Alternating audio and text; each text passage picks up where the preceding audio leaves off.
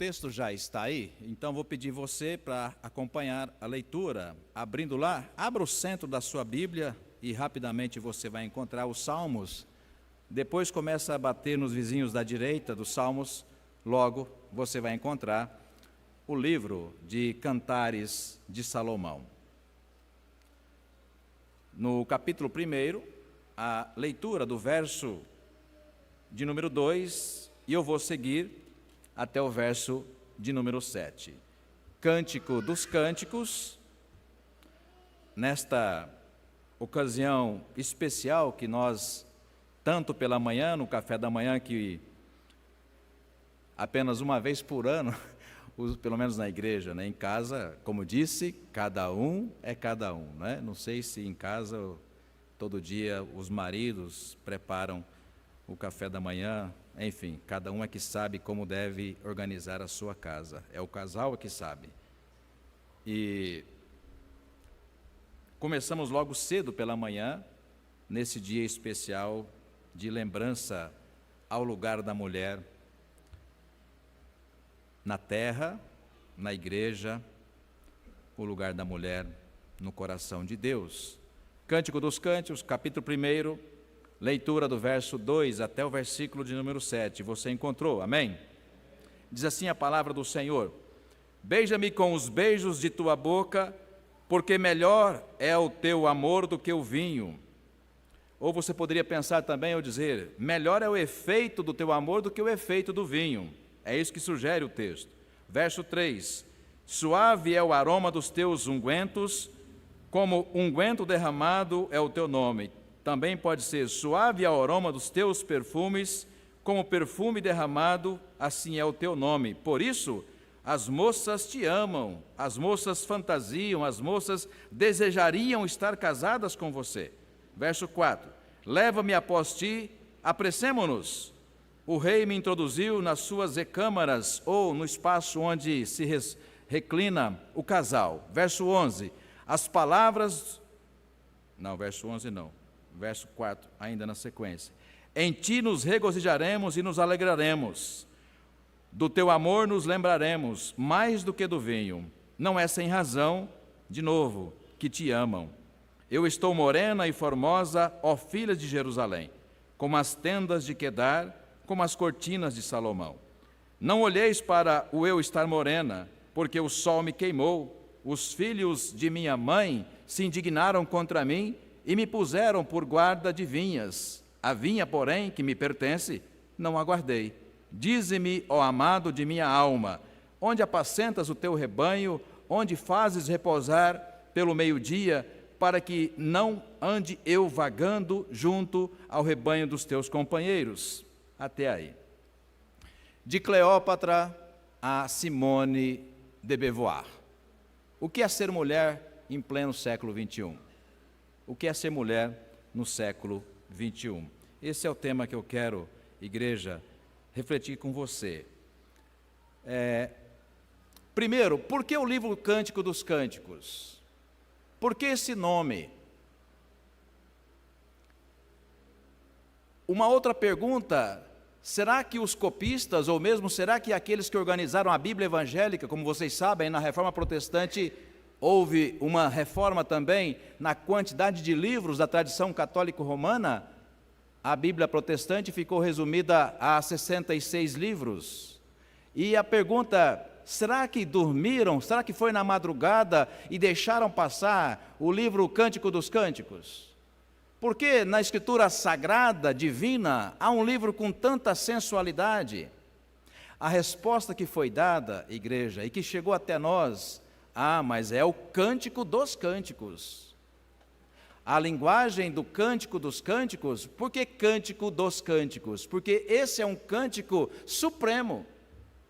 É um cântico que está acima de todos os outros cânticos. Por exemplo, um canto de alegria, um canto de poesia, um canto sobre o trabalho, um canto sobre a família, um canto sobre os filhos, um canto sobre a prosperidade, um canto sobre a pobreza. Mas esse cântico é especial e, portanto, está acima de todos os cânticos. Daí o nome Cântico dos Cânticos, porque há nessa interpretação de que é um cântico que louva o amor.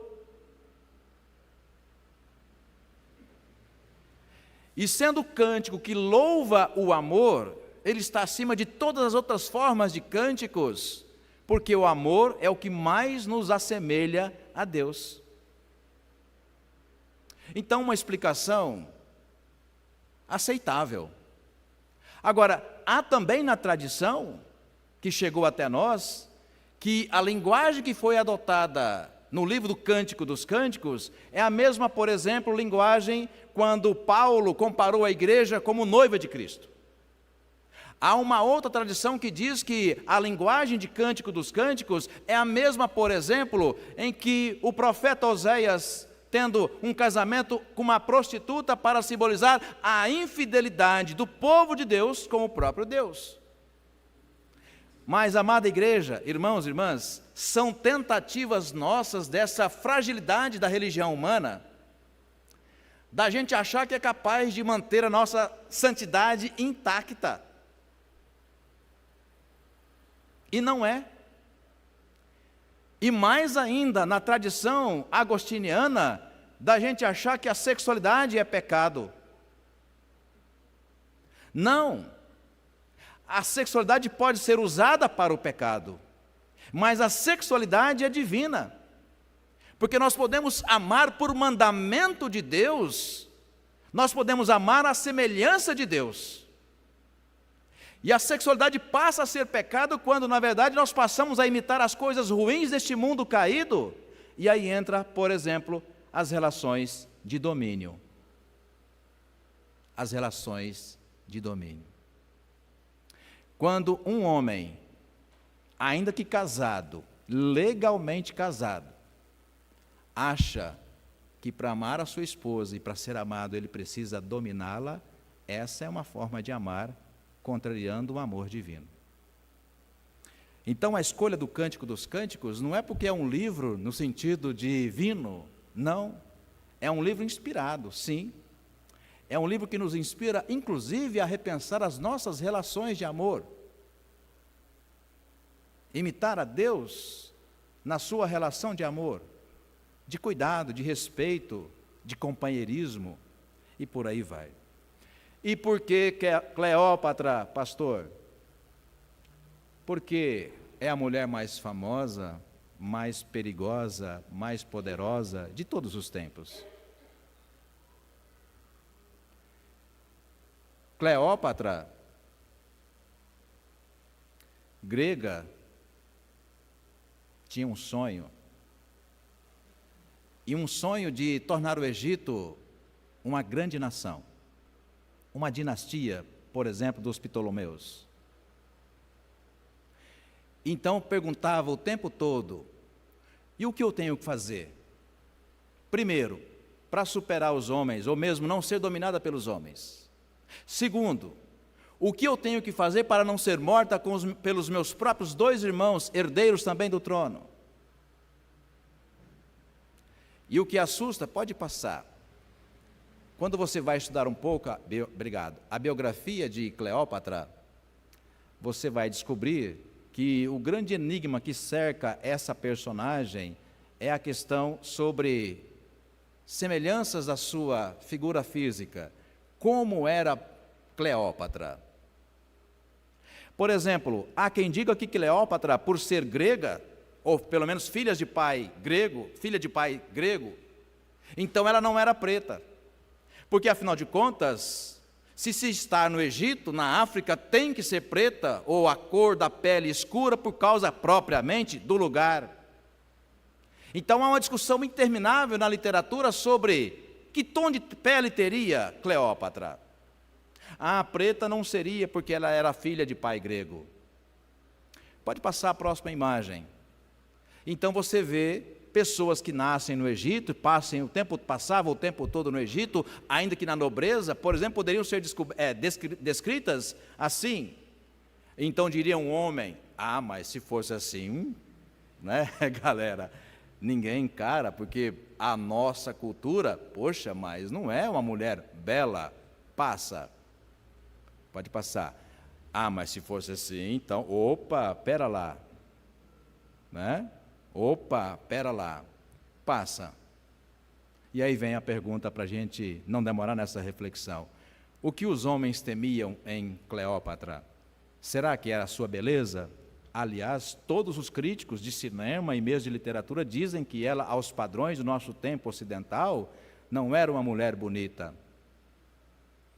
Mas o que temia Cleópatra nos homens poderosos de sua época? A resposta está aí: sua inteligência. Irmãos e irmãs, inclusive 2.000 anos depois, já que Cleópatra está ali no primeiro século antes de Cristo, Cleópatra VII. Aliás, Cleópatra não é um nome, é um título, como Simone de Beauvoir. E Cleópatra causava medo, pânico nos homens, porque falava, por exemplo, 9 idiomas. Fazia política para homem nenhum botar defeito. Estrategista de guerra. Venceu muitas batalhas sem sequer estar à frente de nenhum comando militar. Juntou-se a Júlio César, o Grande. Conquistou muitos títulos, terras, propriedades. Alexandria, todas as glórias da cultura egípcia e grega e também depois greco-romana. Morto Júlio César por causa de Cleópatra, do medo que Cleópatra, morando há 2 anos, causava nos romanos.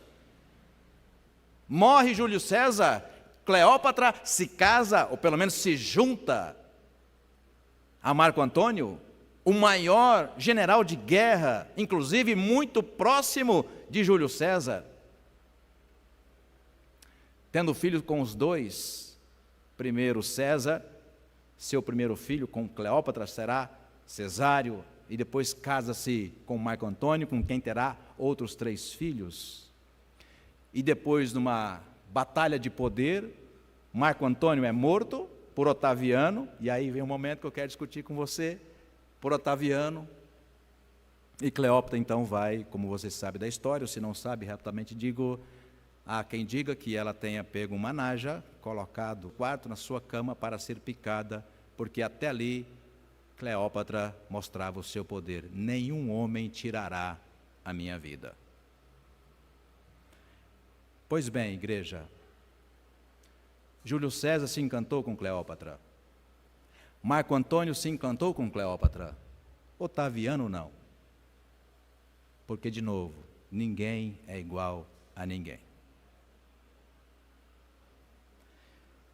Irmãos, irmãs, principalmente irmãos, pode passar, próximo slide. O que nos amedronta, o que amedronta o homem na mulher independente, é o seu poder de escolha. É o seu poder de decisão. Mulheres inteligentes são aquelas que aprendem muito cedo a como se livrar do domínio masculino. Por exemplo, sabe que descreviam os homens que tentaram se aproximar de Cleópatra e não tiveram êxito? Vou citar alguns para vocês. No 1º século, Plutarco descreveu o romance de Cleópatra com Marco Antônio de depravado. Um outro biógrafo, Propércio, chamou-a de rainha prostituta. Ainda um outro, Horácio, monstro fatal. Lucano, vergonha do Egito. Todas descrições feitas por homens. E que, quem sabe, Ibrahim, se tivesse oportunidade, teriam se juntado a Cleópatra, que os julgou fracos, não suficientes de estarem, ou dignos de estarem ao seu lado. Homem ou mulheres assim, é que metem medo nos homens, porque o que o homem gosta mesmo é de dominar.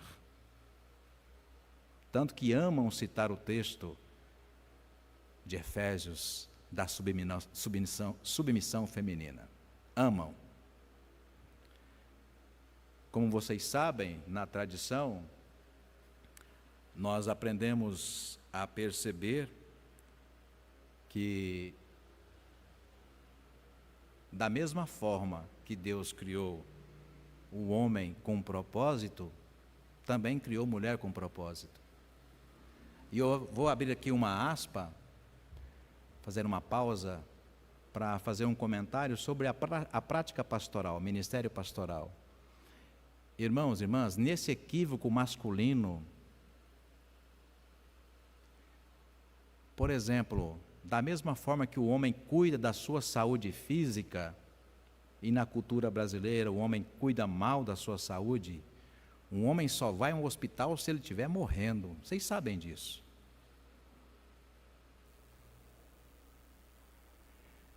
E da mesma forma que ele cuida mal da sua saúde, ele também tem cuidado mal da sua alma, da sua vida espiritual. Hoje pela manhã falamos, na IPI do Brasil, 60% dos 100 mil membros são mulheres. Homem acha que não vai ficar doente. Homem acha que não tem problema espiritual. Homem acha que não precisa ir à igreja. Homem acha que não precisa escutar a mulher, não estou falando ouvir, escutar a mulher. E nesses 25 anos de pastorado, irmãos, 90% dos momentos em que eu atendi pessoas no gabinete pastoral foram mulheres.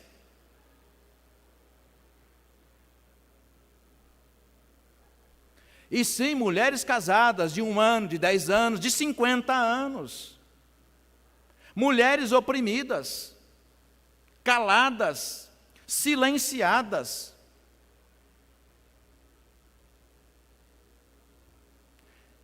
E falar da mulher, da dominação dos homens sobre as mulheres, também não quer dizer que as mulheres são sempre perfeitas, não é disso que nós estamos falando. Não. E uma outra pausa, mas pastor, por que um homem como o senhor, e aqui, lembrando, a presbítera Jaqueline me ligou, eu mandei mensagem na terça-feira, lembra a presbítera Jaqueline? E aí eu falei para ela, respondendo, olha, eu estou brigando ainda com Deus, porque eu não sei se devo pregar aquilo que Deus está me colocando para pregar. E ela falou, não pastor, fica tranquilo. Aí no dia seguinte eu falei, até amanhã pode ser? Ela, não, até quinta-feira, porque a ideia é de fazer uma liturgia em semelhança com o dia que nós estamos reservando para homenagear as mulheres. Então, minha alma entrou em descanso quando, por exemplo, no meu primeiro ano de pastorado, nesta data, pregou aqui a minha esposa, a reverenda Alessandra. No ano passado, vocês se lembram, a presbítera Eleni, nessa mesma data? Então, depois de 2 anos, agora, quem sabe, eu tenho lugar de fala, eu posso falar. E ter lugar de fala nos remete a Simone de Beauvoir. É dela essa frase. E aí, um segundo momento, obrigado por já antecipar, esta é a fala que mais incomoda, na atualidade, inclusive, políticos brasileiros. Uma terceira pausa, por exemplo, sobre aquela história da fragilidade da fé evangélica brasileira, de achar que o mundo é sempre espiritual. Não, nós aprendemos sim com os filhos das trevas. Moisés sim aprendeu no Egito com as táticas de guerra, com a corrupção, com a falsidade, com a indiferença da vida humana. Sim, Moisés aprendeu no Egito. A igreja cristã, o Novo Testamento é doutrinado pelo grande apóstolo Paulo, que foi renegado durante muito tempo no seu apostolado. Paulo, um homem inteligentíssimo, doutor para a sua época, membro do Sinédrio, homem treinado nas letras, pregou o evangelho em 3 idiomas diferentes. E Simone de Beauvoir, com essa frase escrita no seu livro mais famoso em 1949, O Segundo Sexo, essa é a frase que rouba a cena da sua biografia. Ninguém nasce mulher, torna-se mulher. E por que, igreja, essa frase é importante? Vou dizer no passado e também no presente. Essa frase é importante no passado, por quê? Porque Simone de Beauvoir vai dizer o seguinte, na máquina patriarcal, o masculino domina a mulher em 3 áreas fundamentais, criando uma estrutura da qual ela não consegue sair. Então dizia Simone de Beauvoir, na estrutura masculina, o homem domina a genital feminina, o homem domina o útero feminino, claro, só tem feminino, e o homem domina o cofre. Prendeu dos 3 lados. Ele domina a máquina reprodução feminina, desculpa a expressão grosseira. Dominar o útero significa quantos filhos você vai ter, que momento você os terá, e de que maneira você vai se devotar totalmente no cuidado dos filhos, que levava sempre o nome do homem. E a terceira forma, o dinheiro.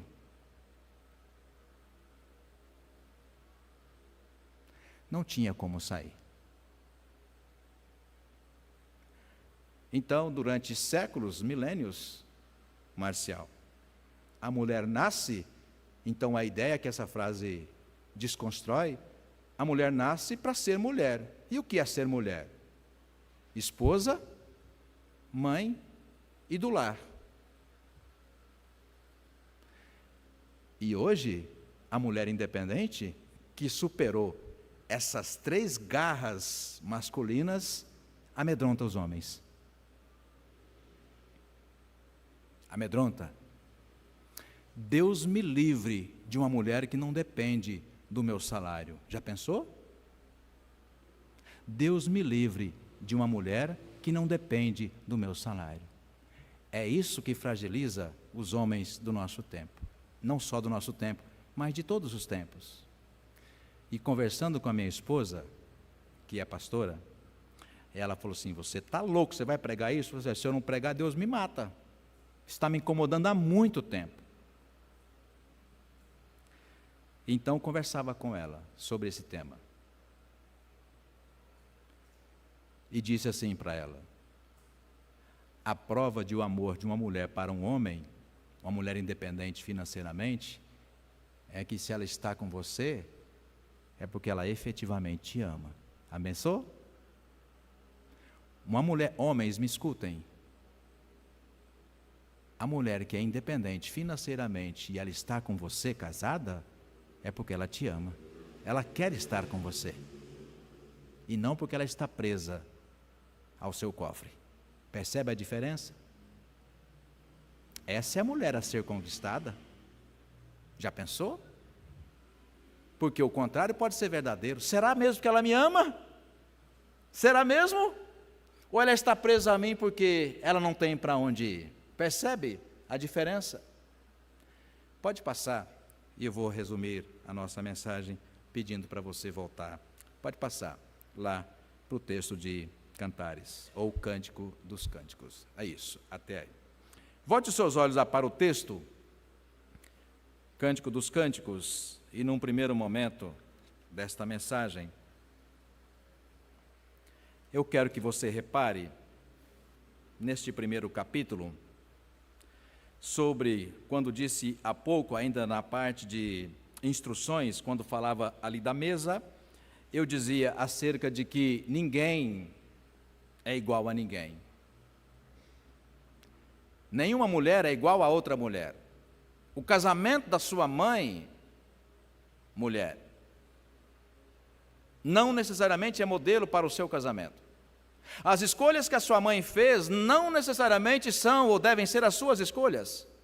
Até porque viveram em outros tempos, atendendo a outras dificuldades e complexidades da vida humana. E aí eu quero que você volte o olhar para o texto, pensando numa primeira divisão dessa mensagem. A paixão é fogo que embriaga, mas o amor é forte como a morte. As duas expressões estão no texto sagrado. A paixão é fogo que embriaga, mas o amor é forte como a morte. Veja no verso 2, o tanto que nos incomoda o livro sagrado, inspirado, que está aí. E a gente fica meio que, puxa, mas que difícil esse tema na igreja, tá? Mas está escrito na Sagrada Escritura. Veja só, no verso 2, beija-me com os beijos de tua boca, porque melhor ou tem um efeito mais poderoso ainda do que o vinho, o teu amor. Então vamos pensar, né? Beijo, perfume, vinho, cama. Imagina. Isso está no texto. E inicialmente é o que nos move a um relacionamento entre homem e mulher. Deus nos criou assim, Deus nos criou sexuados. Muito antes do pecado, Deus disse a Adão e Eva: crescei e multiplicai. Então, muitas vezes, essa mania ingênua da igreja, da espiritualidade cristã, achar que essas coisas não são divinas e não podem. Não, essas coisas podem ser usadas para o pecado e para o mal. Mas não necessariamente. Todas essas características, beijo, perfume, vinho, cama, são simbolizadas na paixão e que é o início de todo casal. Pior seria se não começasse assim. Pior seria. Mas da mesma forma, igreja, que Deus criou homem e mulher e os mandou beijar, se perfumar, vinho, cama, ou se incomoda cama, recâmara, que é o mesmo lugar, Deus também disse: olha, o amor é forte como a morte. E aí entra a importância da gente perceber, como alma individual que cada um de nós é, sobre os lugares que cada um de nós, tanto eu, homem, quanto você, homem, ou você também, mulher, aonde você busca o seu companheiro, aonde você busca a sua companheira. É muito comum, e a isso o mundo lá fora, começa a viver a experiência de paixão. Começa na paixão, então nós diríamos, começa no beijo, no perfume, no vinho, na cama. E esquece que a vida humana apenas não é isso.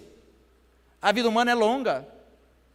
E, por exemplo, de repente, a mulher que é livre do nosso tempo, que começa esse relacionamento com beijo, perfume, vinho e cama, não perguntou antes para a pessoa com quem ela está se relacionando que exemplo, que perspectiva de mulher, de esposa ele tem. E se for porventura aquela que está descrita aí mesmo em em Cântico dos Cânticos, vá lá comigo, no capítulo 8.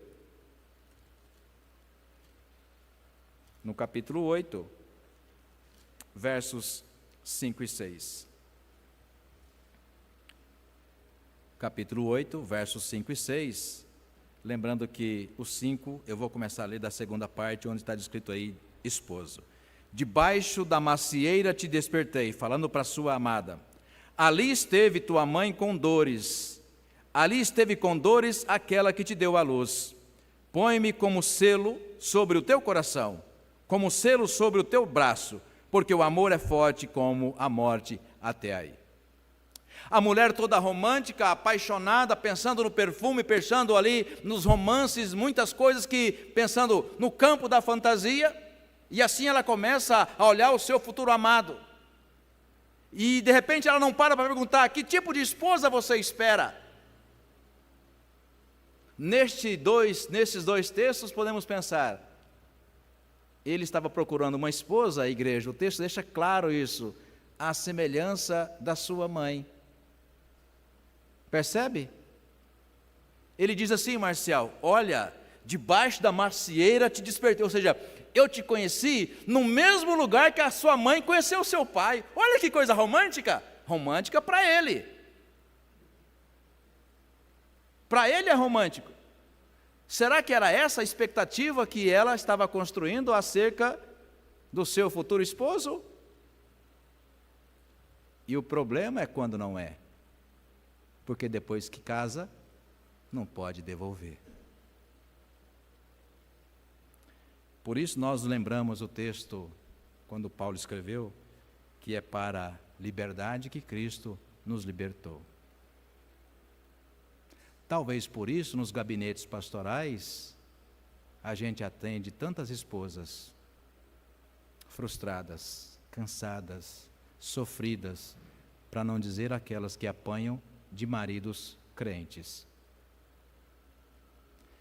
Uma outra pausa, eu fui pastor numa igreja e lá eu recebi uma família que havia deixado uma igreja evangélica anterior porque, infelizmente, um escândalo que lá aconteceu e ela, no caso daquela família, a esposa, uma mulher muito inteligente, cética, frequentou alguns anos a igreja e depois o escândalo era, o pastor foi pego em adultério, estava 2 anos com um caso extraconjugal, ovelha da igreja dele, e quando ele foi descoberto, ele não confessou, ele foi descoberto, foi flagrado. No domingo seguinte, para não perder a igreja, sabe o que ele fez, Rafael? Ele foi lá na frente e falou assim: o diabo me deu uma rasteira, irmãos. E sabe, eu quero convocar um santo jejum para a igreja me ajudar a reconstruir meu ministério. Opa, pera lá, como assim? Assuma. E na cara dura ele queria dar uma carteirada na igreja. Na maioria conseguiu, não naquela família. Catou a família e foi para a igreja onde eu era pastor.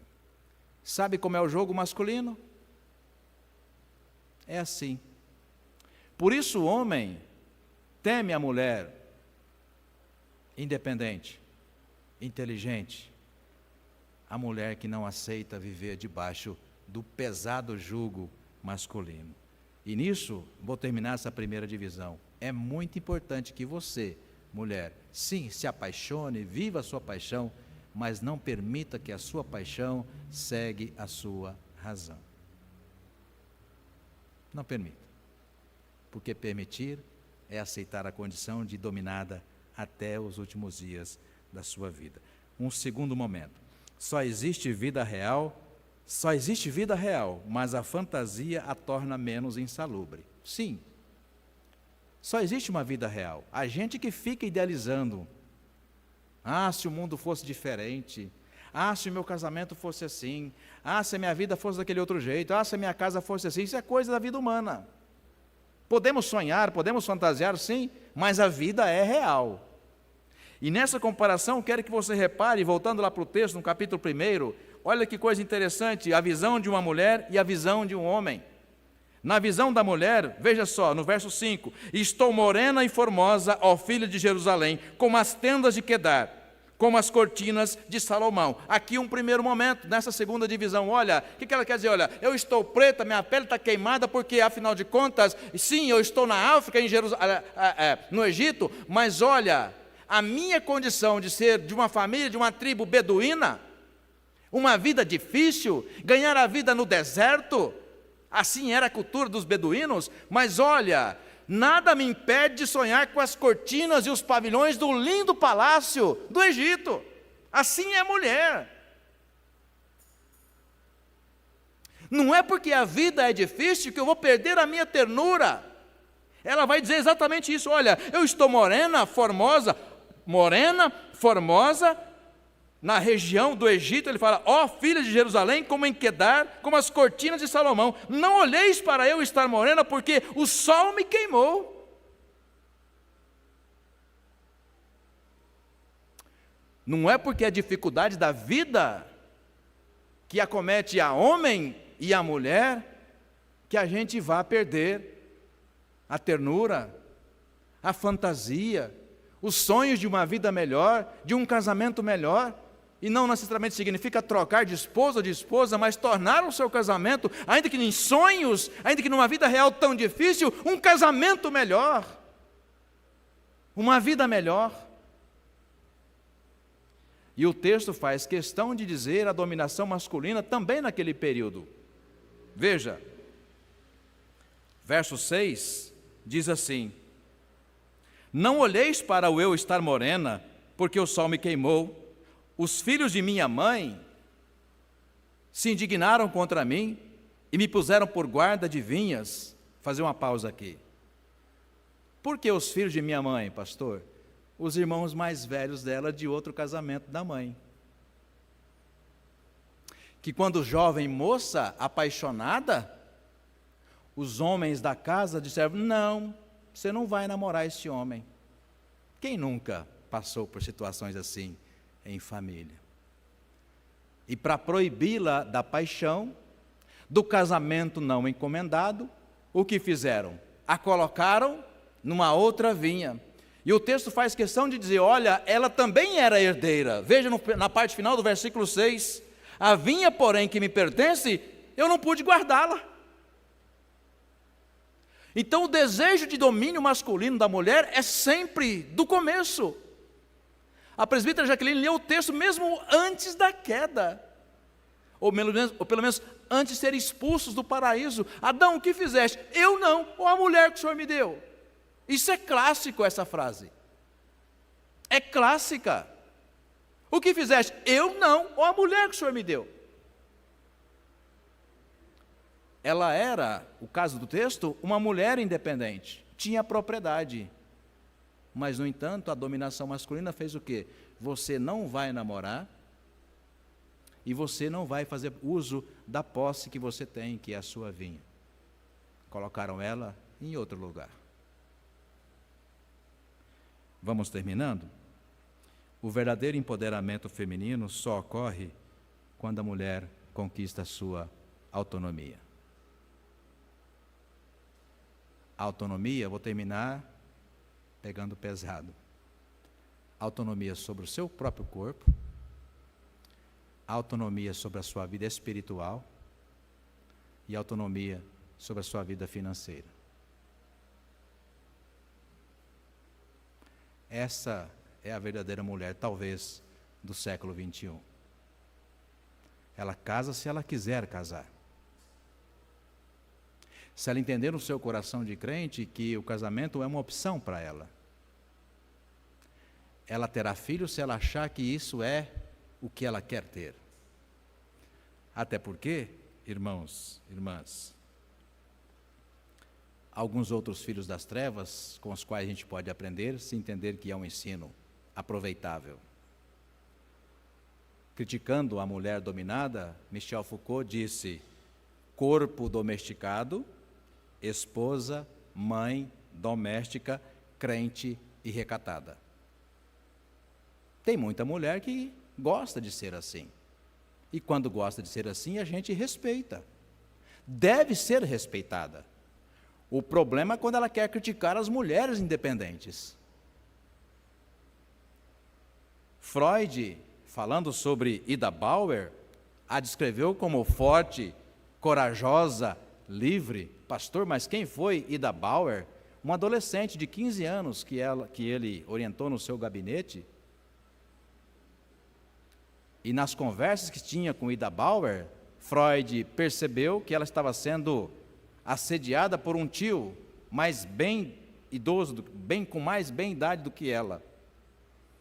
E quando ela percebe que o analista descobriu do que se tratava, e o que ela tinha, pastor, para procurar um analista? Tinha tosses e tiques constantes. E qual era a causa, Bruno? É que ela estava apaixonada pelo seu tio, uma paixão proibida.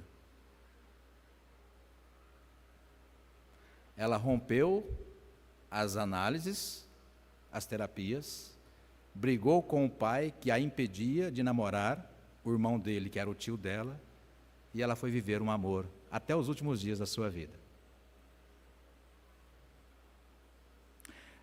Leandro Carnal, ateu, disse assim sobre as mulheres: vocês não são obrigadas a serem mães.